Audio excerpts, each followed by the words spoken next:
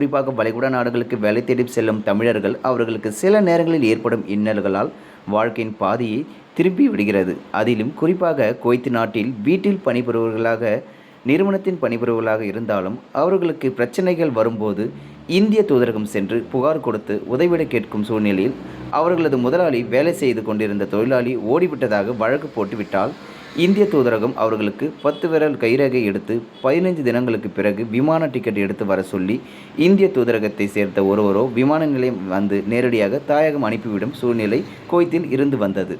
ஆனால் தற்போது அரபி வழக்கு பதிவு செய்துவிட்டால் இந்திய தூதரகம் அந்த தொழிலாளர்களை அழைத்து சென்று சிறைக்கு அனுப்பி விடுகிறார்கள். சுமார் 15 நாட்கள் சிறையில் இருந்து தாயகம் செல்லும் சூழல் அவர்களுக்கு ஏற்படுகிறது. இதில் முக்கிய விஷயம் என்னவெனில், தான் எந்த தவறுமே செய்யாத சூழ்நிலையிலும் சிறைக்கு செல்லும் அவல நிலை உருவாகிறது என நினைத்து மனவேதனை அடைகின்றனர்.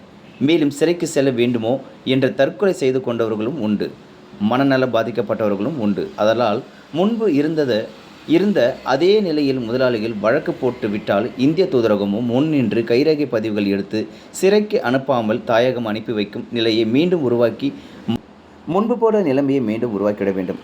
இதற்கு தமிழக அரசு முக்கியமாக இந்திய அரசாங்கம் இதுக்கு நடவடிக்கை எடுத்தால் தான் இதுக்கு தீர்வு காணும்.